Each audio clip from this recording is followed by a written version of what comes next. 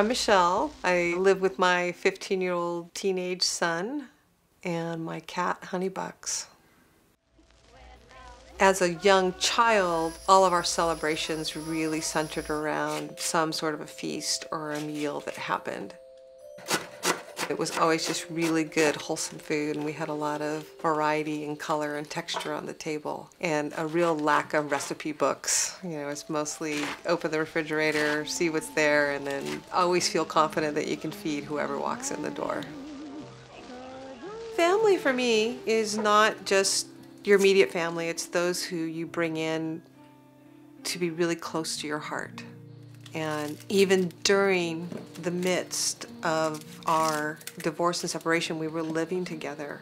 And we had a roommate at the time who clearly was really hurt and very, very damaged by his family. He said, I knew there were families like this that existed, but I never believed it was true. And there's so much love in this house right now, even though you guys are separating. I'm just blown away at the love. And we treated him with love and with respect. We asked him to join in with us, and he treated us very well. My son and I were actually sitting in our backyard, and we heard the first volley of shots. And we looked at each other and we went, wow, that was a lot of that was clearly gunshots.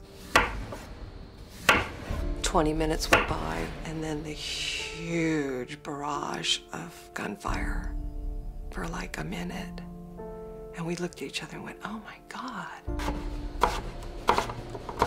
And by that time we could hear multiple sirens, and there was helicopters overhead, and we were like, wow, this is crazy. What, you know, something really went down in our community. And that evening was my evening to go to my women's circle. And I walked in, and all the other women were there, and they were like, oh my God, Michelle, how are you? Are you all right? And I'm like, I'm fine. What? And then they told me, and I was just like, I was in shock. Here I found out that somebody that I knew had just killed other people, and he had been gunned down himself, so I was feeling tremendous loss and confusion. How could a young man who only moved from our house 21 days ago, handsome and intelligent and lovable, do this?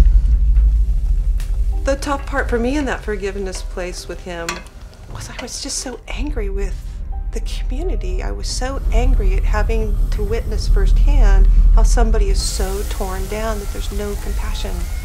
Yes, what he did was horrendous, but nobody cared about what got him there. Nobody cared. There was nobody that looked at this young man who didn't get loved. He got beaten every day. There was nobody there who stepped forward and said, this guy was in so much pain. Look what he had to do to say, I'm in so much pain. And then he caused so much pain in our community. And it was so hard for me to watch how he just went from a person to a monster. It's so easy to take someone's humanity away because it relieves our fear in ourself of ever being capable, because we don't want to identify with them whatsoever. And so I had to really forgive the community and recognize that I've been there. I've been that community member. But, you know, I've never had it be quite so close and personal. Well, the forgiveness challenge was an experience where I really did shift energy that was causing me to suffer. I had to push myself in a lot of amazing ways, pushing into my radical self-honesty, radical empathy and compassion towards myself and others, to admit the places that were really painful for me. But I pushed in. I love method. I love steps that lead you up to when you put the bite in your mouth. It's like, oh, it's so great. The person often at your table who's consuming it doesn't know that there are all these amazing steps that went into making this bite of food. And forgiveness, for me, is that way. There's no part of me that you're gonna go, hey, you've been working on that radical self-honesty. Right on, right? No, but what they get is an authentic me, an authentic, proud of myself me. That's the bite they get. And I'm the only one that really gets to savor the method it took me, the time it took me. And that's okay, because then I can share that with others.